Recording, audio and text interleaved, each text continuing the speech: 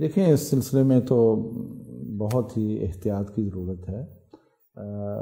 کل قیامت کے روز جو انسان حسرتیں کرے گا نا قیامت کے دن، اس میں سے ایک حسرت اس کی یہ ہوگی، یا لیتنی لم اتخذ فلانا خلیلا، کہ کاش میں نے فلاں کو دوست نہ بنایا ہوتا، کاش میں نے اس کو اپنا ساتھی نہ بنایا ہوتا۔ یہ حسرت ہوگی اس کو کہ دنیا میں اس کے ساتھ نہ وقت گزارا ہوتا۔ تو اس لیے دوست بنانے کے لیے تو بہت جو ہے نا غور و فکر کی ضرورت ہے۔ ایسا ساتھی بناؤ جو آپ کا خیر خواہ ہو، آپ کا ایسا ساتھی جو آپ کی بھلائی کا حکم آپ کو دے۔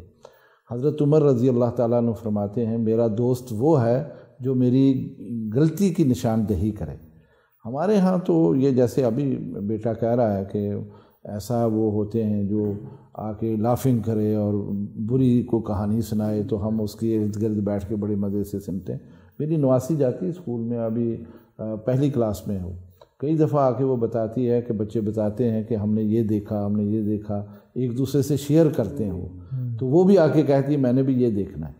وہ کوئی ڈرامہ ہے بلبلے کوئی شاید اس نام سے، تو وہ کہنے لگی کہ وہ مجھے دکھاؤ۔ میری بچی جو ہے نا دوست میری فلاں، اس کا نام کچھ لے رہی تھی کہ وہ کہتی ہے اس میں بڑے مزے کی باتیں ہوتی۔ اب دیکھیں جب بچے ایک دوسرے کو بتاتے ہیں تو جو اچھی صحبت ہوگی تو وہ اچھی بات بتائے گا کہ آپ ایسا کرو، ایسا کرو، ایسا کرو۔ اس لیے میں تو یہ عرض کروں گا کہ اس کے لیے تو آپ کو حساس ہونا چاہیے۔ بالکل گپ شپ کریں آپ جو بھی ہے اس مجلس میں، لیکن گپ شپ میں کوئی ایسی بات نہیں آپ کے منہ سے نکلنی چاہیے جس کا جواب آپ کو آگے جا کے دینا پڑے، آپ کی وجہ سے کوئی خراب ہو جائے، آپ کی وجہ سے کسی کو کوئی رستہ مل جائے کہ اس نے جو ہے نا یہ کیا ہے، میں بھی وہ کوشش کروں، میں بھی وہ ٹرائی کروں نا۔ آپ کم از کم آپ اپنے آپ کو قابو میں رکھیں اور کوئی ایسی بات نہ کریں۔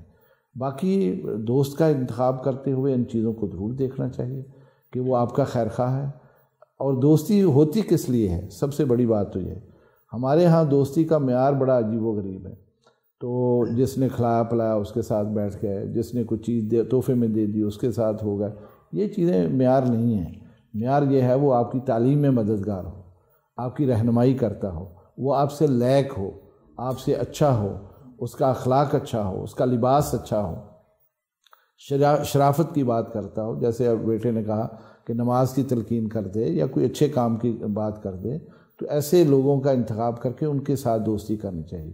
خود بھی اچھے بنیں، آپ جب اچھے بنیں گے نا تو اچھے لوگ آپ کے پاس خود بھی آ جائیں گے۔